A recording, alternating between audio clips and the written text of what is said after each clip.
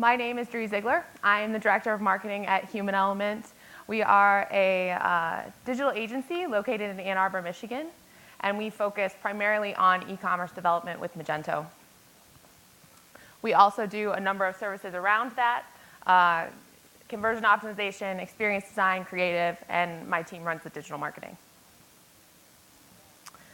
Like I said, this is a few images of us kind of gooping around. This is kind of the attitude of our company. We're really proud of Human Element and what it's become. So I want to start today with kind of just a baseline fact. I think everybody would be in agreement about this. Your brand has to have a social media strategy at this point. 75% of customers say they use social media as part of the buying process. I've seen that on 3 other slides today, so it's something everybody's kind of focused on. But everybody knows that you have to have some kind of strategy for your social media. With that said, we are not always very good at tracking the ROI of what we're doing on social media. So 63% of marketers can't quantitatively prove their social media impact in the short term, and 69% can't prove it in the long term. So only 11.5% of marketing leaders are actually quantitatively proving their impact of social media on their business. And you know, I feel like we're really missing the mark if we're not telling that story with numbers. So when we talk about ROI, we're talking about conversions, and I might be talking about two different things. So there is the traditional idea of conversion, so direct sales attributed to social media, that's dollars and cents due to some sort of marketing channel, or some other conversion that might be new users or likes, free trials, email subscriptions, something like that that's a transaction that someone signs up for. So I'm going to talk for just a minute about attribution models. There's first touch attribution model, last touch, and multi-touch. For the purposes of today, we're going to talk about last touch, primarily because most of you, if you're doing any kind of ROI calculations, you're probably looking at this last touch attribution model. It's the easiest one because when you use things like Google Analytics or your Facebook Pixel, they work out of the box to give you those numbers for last touch attribution. Multi-touch is kind of coming up, meaning like they're tracking more of the customer journey and more of the touch points where customers are interacting with your brand. But at this point, we're kind of limited to what the tools are that we have. So we use things like Google Analytics or Adobe Analytics, and the limitations are what they can do. So to give you guys the kind of the baseline formula, which most of you probably know, ROI would be profit divided by the total investment that you make in your campaign times 100, and that'll give you the social media ROI as a percentage. So just for a quick example, say you make $1,000 in revenue on a campaign, but you spent $500 to get that. So you take your profit, which is $500 from your revenue minus your investment, divided by your $500 of investment, and you get that 100% return on investment. So really what you're looking to do is maximize that number. So now I'm going to kind of walk you through a step-by-step guide to putting an ROI to your social media. So first step is to define your business objectives. I am going to pretend like we all work for a company here, and that we are aligning with our business leaders in the company, and that these are the example objectives that the company wants to achieve. They want to increase profitability, increase awareness of new product line, reduce the cost of customer service, and grow their email list. So these are just examples. Your business or your brand might have a different set of business objectives, but these are some that might come with some KPIs you want to track in social. So step 2 is to take a look at those business objectives and align your social media metrics and KPIs with those business goals. So for our mapping, if we go back to the mapping, what we're looking at here are a couple of specific business metrics that we're tracking towards. So for example, for increasing profitability, you probably want to increase your average order value. So you will want to track on that. For increasing awareness of new product line, you might want to increase your brand awareness. For reducing the cost of customer service, you might want to open fewer customer support tickets. And then for growing your email list, you want to track on those new email subscribers that you're getting. In terms of social media, you want to look at specific KPIs that track to these business objective metrics. So for social media, you're looking at sales, obviously.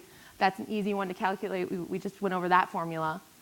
For increasing the awareness of a new product line, maybe a way to track that, and there might be other ways that you could consider doing this. You might want to do this using impressions or shares or page likes. For reducing the cost of customer service, you might want to track on the number of inbound messages you're getting on your social channels. And then for your new email subscribers, you might want to look at the number of email subscriptions that you can attribute to your social media campaigns. So the idea here is to align your entire company and your social team with your business objectives and make sure you're tracking and showing results for specific social KPIs. So step 3, I think if you get through step 1 and 2, step 3 is to set the target. You might just be tracking to set a benchmark of where you're at. But step 3 is to kind of decide and see if you can set a target and hit goals as a team. So going back to our mapping, you might set a target of, in order to meet your business objective of increasing profitability, you might want to try to increase your average order value from social 20% year over year. And you'll want to consider what you did last year and how much you think your team can handle. Increasing awareness of a new product line. Maybe you want to increase your post impressions 15%, and that would be something you want to track towards. Reducing the cost of customer service. Maybe in this example, your target would be to reduce your average response time to social messages to less than 2 hours. So if your customer service team is handling phone calls and you are able to respond to things on social more quickly, they're not going to have as much work on their plates. And then increasing email subscribers by $3,000 per month. So these are just kind of example targets that you might set for your social KPIs. It gives your team something to work towards. A couple of just quick tidbits on how to set those targets. Top-down guidance, if you get a number, if your boss comes to you and says you need to increase your email subscribers by 3,000 per month, that's one way to do it. You could also look at your historical data. So how much did you grow last year? How much money and people and time are you putting towards it this year? So maybe you want to increase your target by 10 or 20% from what you did the year before. And then industry benchmarks, which I think is really interesting. Looking at your competitors, lining up your competitors and looking at things like, how many engagements are they getting on particular posts, and how many posts are they actually doing on particular channels, and how many followers do they have, those kinds of things. There are tools and software out there that will help you to do some of this. We use SEMrush to track on what some competitors are doing against our clients, but this is a way that you can set those targets realistically for your team. So step 4, and this is the meat of what you're going to be doing, you're going to take those goals, those KPIs, you're going to take the ones that are conversions and assign values to them. And this is where you kind of have to work with other members of your team, step outside your marketing silo, find those people that know the answers to some questions to get those real values for you.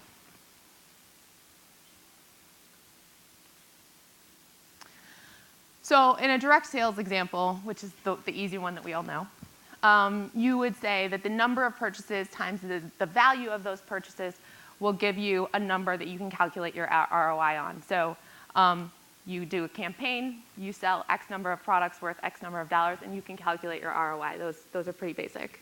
All of that information should be coming through your Google Analytics or your Adobe Analytics. You should be able to get those numbers pretty straightforward by configuring those softwares correctly. For the example that we had, so I'm pulling one of the examples of conversions to just kind of show you how you might do this. So say you are looking at that new email subscriber KPI, and you want to decide how much is that ROI for that campaign.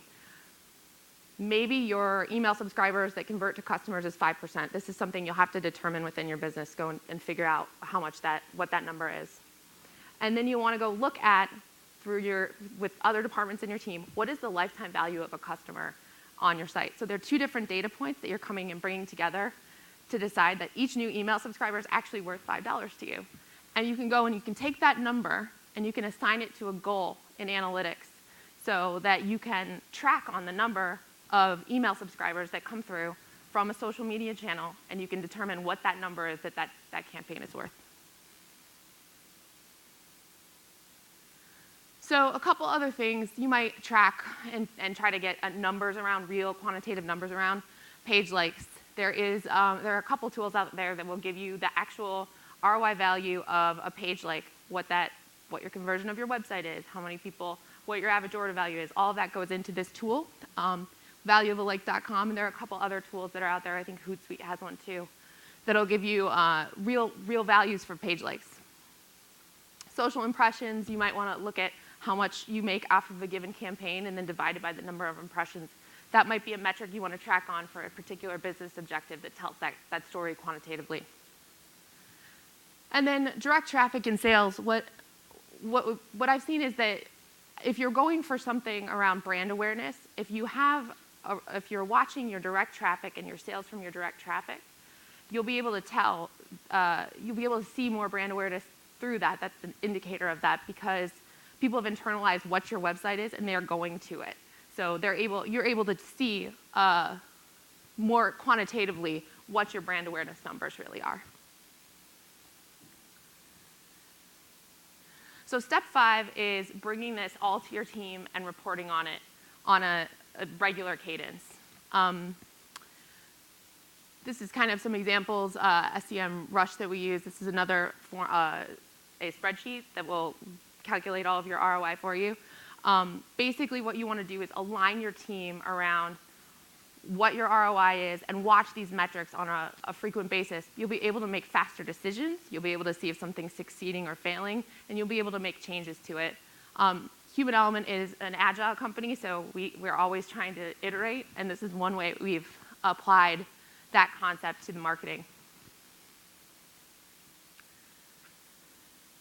So in terms of reporting, one of the things that you need to have set up that's really helpful is the UTM codes. So UTM codes will apply a parameter to a link so that you can track where you're getting sales from or where you're getting that email conversion from, whether it's what the social network is, what the post is, what the campaign is. And you should have a consistent strategy for those UTM codes and how you generate them so that your tracking all goes into your analytics the same. There are some tools that will do this for you, and there are some tools that will help you post your social media that will actually apply your UTM codes for you when you do your posts. And I just wanted to share a couple tools that I think are worth exploring that are pretty cool. CoSchedule is a tool that I use all the time. It allows you to post, it allows you to schedule your posts. It's similar to a Hootsuite, but I really think it's a little more sophisticated in some ways in terms of allowing you to repeat posts, and it also has some good reporting in it.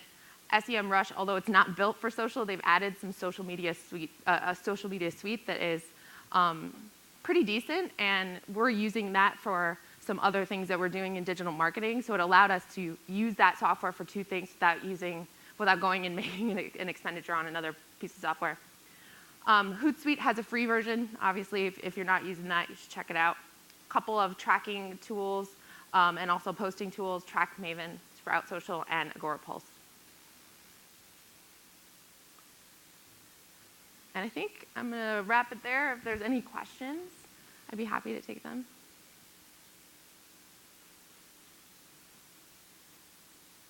If there's anyone up there, I can't actually see you. Sure.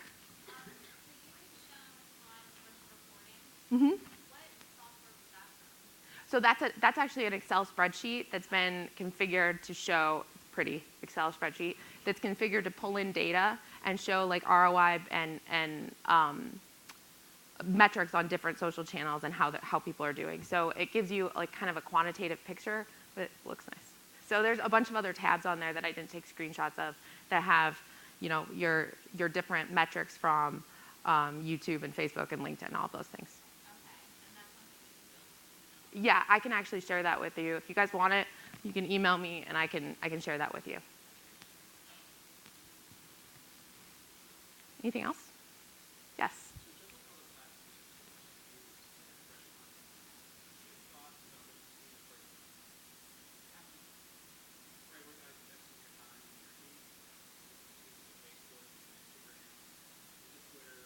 Sure. I think it depends almost entirely on what your brand is and who your demo is. So there are certain social media channels that skew older or younger, that people are more likely to buy things on. So it depends. I personally like to put things out on, because I use the tool like CoSchedule, it allows me to post to everything. So I might not spend money on those posts, but I'm putting content out that's optimized for that channel, and it's all unified on the day. So it'll be, an article or a blog share or a campaign of some kind. It'll go out to all of the channels, optimized with the hashtags or whatever it needs on that particular channel. But I might not spend any money boosting that post if it's for Pinterest and it's not really a brand that needs Pinterest. You know what I mean? Yes?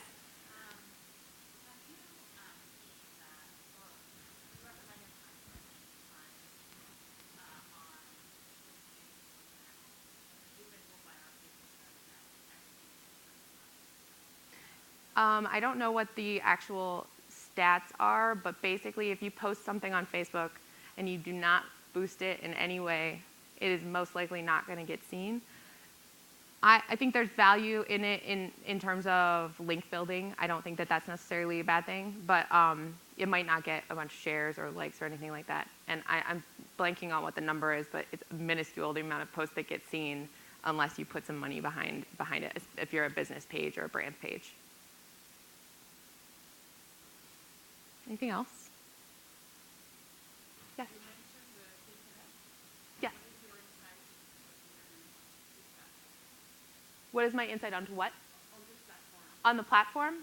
Honestly, the clients that I've worked with for the most part have not spent a ton of time on Pinterest. I just don't think that it necessarily skews to what they're trying to do. With that said, they have boards set up that speak to their different product lines.